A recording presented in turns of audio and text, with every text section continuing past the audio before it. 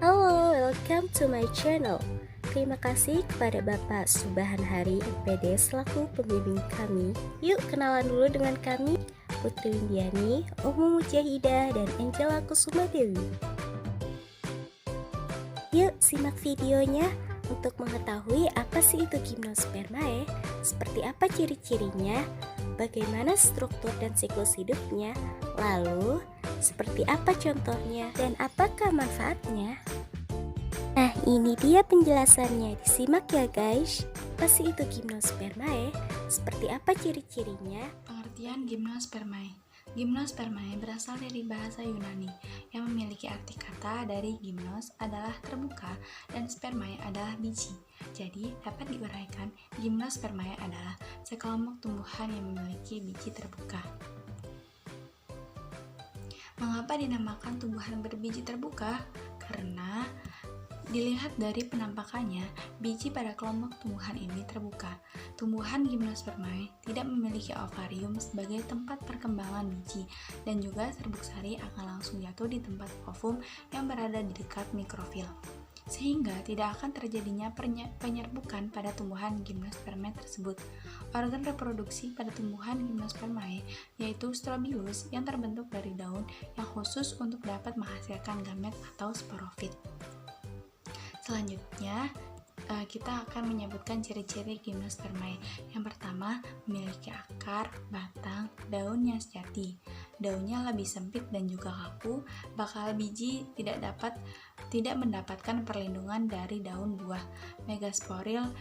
Megasprofil yang berupa sisik menjadi pendukung bakal biji yang terkumpul di dalam bentuk strobilus. Tidak memiliki bunga sejati dan mahkota bunga, bakal biji berada di luar sehingga tidak dapat dilindungi dari daun buah. Pada saat reproduksi terjadi pembuahan tunggal. Berakar tunggang, tumbuhan Heterospora dapat menghasilkan 2 jenis spora. Bagaimana struktur dan siklus hidupnya? Ini saya akan menjelaskan tentang struktur gimnospermae. Seperti yang kalian lihat di contoh, di gambar tentang struktur gimnospermae terdapat ada kulit, kambium, lingkaran tahun, lapisan kayu, dan kayu keras. Nah, kebanyakan jenis tumbuhan gimnospermae merupakan tumbuhan yang umumnya berupa pohon besar dan juga memiliki batang yang berkayu. Dari bagian berkayu inilah yang menjadikan berkas pembuluh angkut kolateral pada tumbuhan gimnospermae. Selanjutnya, jika tumbuhan gimnospermae dipotong pada bagian batangnya secara melintang, maka akan terlihat pada susunan melingkar pada batang yang merupakan susunan dari berkas pembuluh angkut. Selain itu, batang tumbuhan berbiji terbuka dapat mengalami penebalan atau pertumbuhan sekunder yang disebabkan kambium yang dimiliki oleh tumbuhan tersebut. Nah, salah satu ciri dari tumbuhan berbiji terbuka yaitu memiliki berkas pengangkut seperti xilem dan floem. Akan tetapi, xilem yang terdapat pada gimnospermae hanya memiliki trakeitnya saja. Trakeit merupakan sel xilem yang memiliki fungsi untuk penunjang, sedangkan floem tidak terdapat sel pengiringnya. Selanjutnya, klasifikasi gimnospermae. Dari klasifikasi tumbuhan gimnospermae terdapat 3 kelompok yang telah punah dan 4 kelompok yang masih bertahan hingga saat ini. Beberapa di antaranya kelompok yang telah punah yaitu Banetophyta, Cardiotophyta, dan Pteridospermatophyta yang dianggap sebagai nenek moyang dari tumbuhan Angiospermae. Sedangkan kelompok yang masih bertahan yaitu ada Pinophyta misalnya tumbuhan runjung, Ginkgophyta misalnya ginkgo, Cynophyta misalnya tumbuhan pakis saji dan kerabatnya, dan Genophyta misalnya tumbuhan melincu dan kerabatnya. Siklus hidup gimnospermae yang dapat kalian lihat di sini, siklus hidup gimnospermae berawal dari biji. Seperti yang telah dijelaskan di atas bahwa gimnospermae merupakan tumbuhan vaskular yang menghasilkan biji dalam ujung, misalnya seperti pohon pinus dan cemara. Dalam siklus hidup gimnospermae memiliki generasi sporofit domain. Dari Gymnotophyta dan sporofit generasi baru berkembang pada tanaman induk sporofit.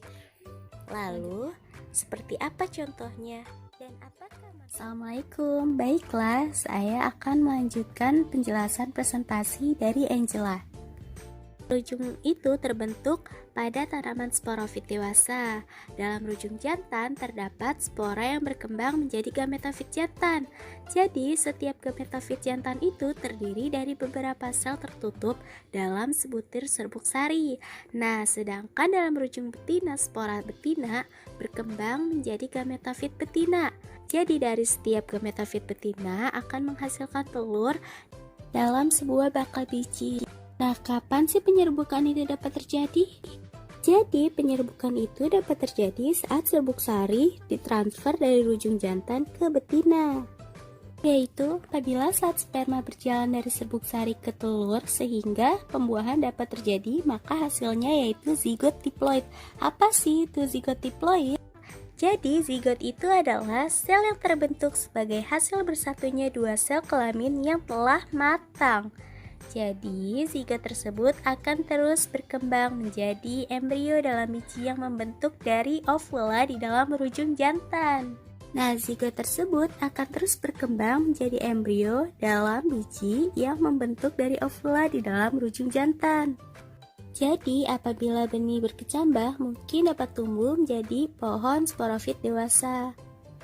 Nah, hal ini yang dapat mengulang kembali siklus hidup Gymnospermae. Lalu, seperti apa ya contohnya? Dan apa aja contohnya dari tumbuhan Gymnospermae? Jadi, kalau kamu ingin mengetahui contoh dari tumbuhan Gymnospermae, kamu dapat menemukannya dalam industri, obat-obatan, makanan, dan juga kertas. Selain itu, tanaman hias juga termasuk kategori tumbuhan Gymnospermae loh. Lalu, apa aja sih contoh lainnya? Yaitu seperti pohon cemara, pohon pinus, pohon melinjo, terus pohon Taxus baccata atau cemara Inggris. Lalu ada Bias balsamea dan juga Ginkgo biloba, serta pohon juniper. Lalu ada apa aja sih manfaat dari tumbuhan Gymnospermae? Manfaat dari tumbuhan Gymnospermae itu misalnya berasal dari jenis pohon cemara. Itu dapat dijadikan sebagai bahan kertas. Lalu selanjutnya berasal dari Ginkgo biloba atau Abies balsamea. Nah, itu bisa dijadikan sebagai bahan obat-obatan. Lalu dari Pinus sylvestris dan juga cemara, nah itu bisa dijadikan bahan bangunan. Selain itu juga ada bahan ukiran yang berasal dari Taxus baccata. Cukup sekian penjelasan dari kami, semoga bermanfaat, semoga mudah dipahami. Thank you for watching, bye-bye.